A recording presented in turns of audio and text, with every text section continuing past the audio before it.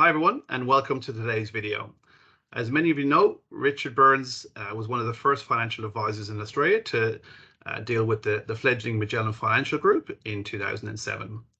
We've always had a focus on capital preservation at RBA, and that focus has continued to this day. The reason Richard was attracted to Magellan originally and still today is the same focus that they have on capital preservation for us and all the rest of their clients. Now, we know it's been a challenging time at Magellan for the last while, and we often get asked questions about what's going on. So we thought today would be a great opportunity to go directly to the source. And we have two of Magellan's finest joining us today to answer the questions that you've put to us recently. So we've got Frank Casarotti, who's the General Manager of Distribution and was one of the original crew that started Magellan back in 2007, and probably has some stories about meeting Richard back then, but we'll save those for another day. And we're also joined today by Jennifer Herbert, who is the Head of Listed Equities at Magellan and has been with Magellan since 2014. So welcome, guys, and thanks for your time today. Thank you. Thanks, Andrew. Yeah. Now, I'll start with you, Frank, if I can. So we've seen a lot of negative press for Magellan Financial Group over the last 12 months. And there's been a lot talked about what's been happening more recently. So, but I'd love to hear from you as to what Magellan's doing to steady the ship and move the business forward. Yeah, thanks, Andrew, and thanks to Richard and all the team at RBA, and thanks to the clients that are invested with us. We do take that responsibility enormously seriously, so thank you. It is fair to say that the last 6 to 8 months have been pretty challenging. We've had our fair share of media exposure, and to put it bluntly, we are pretty tired of being in the news for all the wrong reasons. So to recap, we lost our CEO, Hamish, one of the original co-founders, has been on medical leave, and we've lost some very large clients. Well, congratulations, that's a function of history. We are moving forward. We've appointed a new CEO in David George. David's had the last 14 years at Australia's sovereign wealth fund, the Future Fund. So he brings enormous investment expertise, which is really at the heart of what Magellan does. To put it bluntly, Magellan is an investment manager of other people's money, and we take that fiduciary responsibility incredibly seriously. So David's expertise is enormously valued within Magellan. At the same time, the other co-founder, Chris Mackay, has stepped more closely into the business with responsibility for oversight of the global equity team. And the other bit of good news is that we've had Nikki Thomas, who was also one of the originals, return to Magellan and is co-managing the portfolio with Arvid Strymon. So to put it bluntly, we are absolutely laser-like focused on getting the investment process, people, discipline in place and stabilize the investment team so that we can continue to deliver some terrific results for investors in our funds. So in a nutshell, Andrew, we are looking forward. We're not looking back. Hamish continues to be part of the business with our consultancy agreement, as we have other consultancy agreements with other people around the world. So he's still involved in helping frame an input into both macro and economic and geopolitical insight. So that's incredibly valuable to the investment team as well. Fantastic. Well, thanks. That's good to hear. Now, most of the attention regarding Magellan seems to be around the flagship Magellan Magellan Global Fund. Yep. Now, most of our clients are aware that that fund focuses on capital preservation with the intention of getting a 9% net return over every economic cycle. Now we're in a different world than when the fund was set up 12 years ago, 13 years ago, and you know, rising interest rates, inflation out of control. How have you looked at your investment thesis, and how do you think it's positioned to ideally prosper for our clients in this new world? Yeah, thanks, Andrew. You're right. It is a new world. It is a new environment that we're addressing. And the good news is that a lot of the investment team have seen this type of scenario before. And I've met many of your clients, and they do, or they have been around through many cycles and many inflation iterations, good news, bad news, market collapses, you name it. So we're kind of aware of that environment, and you know, throw into that some China related tensions, throw into the mix as you say, inflation, a war going on in Europe, Europe likewise being on the edge of a recession. So you put that all together and you say, well, where do you want to be? And we would argue, again, from day one, and I know a lot of your clients know this, you have to pick quality businesses. Our role is not to speculate with other people's money. So you look at the integrity of the businesses and the quality of the businesses and the balance sheets of the businesses within our portfolio. The Microsofts, the Alphabets, which own Google, Yum Brands, you know, McDonald's. These are businesses that have been around for many, many years. They've seen lots of market gyrations. And the only other thing that I would kind of caution is that there's enormous difference between risk and volatility in the share price. I can guarantee you and your clients one thing: there will be volatility in markets. And with that volatility comes opportunity. So the volatility in the share price can often be a terrific stepping stone into increasing stakes and portfolio positions in some of the most outstanding businesses in the world. So I've got to tell you, there's, you know, we're not panicking. We're waiting for opportunities to deploy some further cash into key holdings, and we're doing that very judiciously. Excellent. All right, good to hear. Now, Jennifer, we haven't forgotten about you, so I'll pass over to you on this one.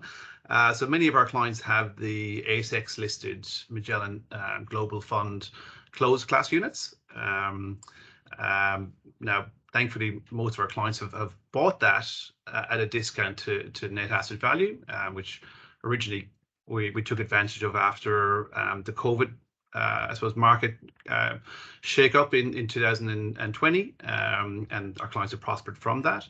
However, now we're noticing with the current volatility in the market that kind of discount has opened up again, and it's leading to some frustrations for our clients. As you can imagine, they're wondering, they want to get the best return for their money.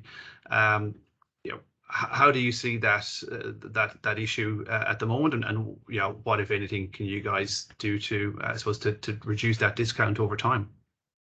Sure, Andrew. Look, first of all, we do acknowledge that the discount is large and persistent, and it's unacceptable to us. So we are really making every effort we can to address that. And I guess to sort of explain some of the issues or the hurdles that we have in addressing that, we need to think about why the discount is persisting in the first place. And the key factors behind that are, first of all, the underperformance of the fund. And secondly, some of the business issues that we've had in the last sort of 9 months.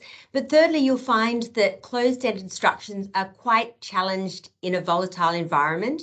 So if you look at all the global LITs and LICs that are currently listed on the ASX, there are about 14, and 12 of those 14 are currently trading at discounts, and more than half of them are actually trading at discounts greater than 10%. So it's something that's quite inherent to closed-ended structures.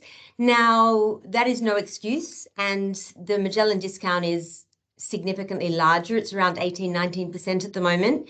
So, we are still working on addressing that. Now, what have we done to date? So something that we have done is implemented a very aggressive unit buyback scheme. So far, we've bought back over 200 million units, and that's around about 15% of all the units on issue. So it's extremely aggressive. If you look at the average volumes, each day we've been about 30% of the buy volumes. So that's pretty intense. And then you might sort of look at that and say, well, why isn't the discount coming in then? Why isn't that closing? And I guess, we would say that the unit buyback is successful in a couple of senses. So the idea of the buyback is that when you buy back the units at a cheaper price and then you cancel them, it's accretive to the NAV. So what that means, it means it's a benefit to investors. And we've definitely seen that, because if you compare the 12-month NAV of this closed-ended structure with the open class, it's actually outperformed by about 1%. So the unit buyback is actually delivering on that objective. And the other thing too is we have to stop the buyback for a couple of weeks before the fund went ex-distribution. It's a blackout period where the regulators make you do that. And we saw the discount blow out to about 25 at that point. And then as soon as we re-embarked on the buyback, it brought it back to that sort of 18, 19%. So look, it is effective. Is it enough? No, it is not enough. So that's sort of our first step. Now, the next step is we're looking at what we can do, and there's two paths that we can take. And the first path is we can try and force close the discount. And the second path is we can try and organically close the discount. So if we address, the potential to force close, first of all, what that would mean, the simplest way to do that would be to wrap it up into an active ETF. We've done that before. It worked very well with the Magellan High Conviction Trust. And, that is something that we get investors asking us about all the time. Now, there's a little bit of a problem with this fund. Unfortunately, we have over 1 billion MGF options out there on issue. Now, those options expire in March 2024, so that's a year and a half away. They're currently out of the money, but they do have value. Whenever an option has time value, it's worth something. So if you think from our perspective, we're trying to solve for this. How do we get rid of those options so we can actually do something with this class? We have to consider the Magellan Financial Group shareholders. We have to consider MGF unit holders. We have to consider MGF option holders. And whatever solution we come up with can't be financially detrimental to any of those groups. This has to go to votes. It has to be passed by regulators. It has to be passed by our lawyers, the ASX. It's really, really difficult. And I can tell you, I've seen about 9 proposals to get this thing done. And some of them are so complex, you would kill us if we did that. So what we're trying to do is come up with some sort of simple solution. And please know that we've got some really smart people here dedicating a lot of time and effort, and we are not giving up on this one. I just can't tell you. I'd love to say we have a solution today, but we don't. But all the clever minds here are certainly working together. Now, if we can't get something by the expiry of the options, then they will naturally roll off and we'll be able to review the situation again from a fresh stance. So in absence of anything happening before then, we need to look at the organic closure of this discount. And I alluded to a bit earlier that 2 of the main reasons are underperformance, relative underperformance of the fund, and also, perceived business instability. Now, if we can get those 2 things sorted, and we are working so hard to do that, and we're feeling so good about both of those things, as Frank mentioned, with the new CEO, an amazing team, we really feel like we're getting this business back on track, and that will help the discount. The other thing, of course, is performance. That's not going to happen overnight, but it'll happen over time. And as we get confidence in the strategy, and as Frank said, we believe we're extremely well placed for the future. As we get investors confident in that strategy, they'll be looking at the open class, trading at NAV. They'll be looking at the closed class, trading at 19% below NAV. That's the same portfolio on sale. So with a big marketing drive from our side as well, we're hoping that we can organically get more buying, bring that discount in, and basically make it a lot more palatable to all of our investors. So that's where we're at. I hope we have more news or an update for you at some point, but we're really working hard on this one. Thanks for that, Jennifer. That's answered 3 or 4 questions in one. Excellent. Thank you very much. Thanks for answering those the squirrely questions there, guys, and I'll try to leave the interview on a higher note, and I might pass back to you, Frank, if I can. I know the Magellan Infrastructure Fund is doing very well at the moment, and just wondering if you got any key insights into what Gerald and the team are doing to help the fund perform so well. Yeah. Thanks, Andrew. Yes, the infrastructure fund and the infrastructure team are kind of the unsung heroes at Magellan, but can I tell you that for the last 10 years that Magellan Infrastructure Fund has delivered over 10% per annum net of fees. So it actually has a terrific place in client portfolios to, again, albeit global equities effectively, but with that specialist area. Now, for 15 years plus, I've heard Gerald and the team talk about being anchored uncompromisingly to this definition of infrastructure, and it has put investors, that discipline has put investors in a terrific position. Right now, the focus is on being well aware that with rising interest rates, you get, again, volatility in these share prices because some of these infrastructure assets have leverage on the balance sheet. You need to look beyond the obvious because a lot of those companies' debt profiles has been negotiated years ago at virtually zero interest rates. And so the rise, and for a period, the loan period for quite a while. So, again, the sticker shock of rising interest rates may not necessarily impact a lot of these businesses in the near term. And yet, you still get that share price volatility. So again, from our perspective, we're looking at monopolistic characteristics, we're looking at sovereign risk, we're looking at commodity risk and their impact on those infrastructure assets. And again, it's a very defensive asset class that obviously, and especially now as we're coming out of COVID, we're seeing people increase motor vehicle travel. Great for toll roads. We're seeing people travel more, great for airports. So the strategy is pretty much on steel rails with the exposures within that portfolio. So business as usual, Andrew. Excellent. Well, look, guys, thank you very much for your time today. I really appreciate it. I'm sure that our clients will get some great value out of that. For myself, I'd just like to, I suppose, reiterate for our clients that we're long-term investors, and the best way to grow long-term wealth is to have that capital preservation focus and quality, focus on quality companies that'll grow at a reasonable rate for a long, long time to come. And we continue to have faith in you guys and the rest of the team at Magellan that you can help form part of that plan going forward for our clients. So thanks for your time again, guys. For the rest of our clients out there, we hope you enjoyed that. And if there's any questions, feel free to reach out to any of the rest of the team if you have anything to follow up on. Thanks, guys, and enjoy the rest of your day. Thanks, Andrew. Thanks so much. Thanks. Cheers.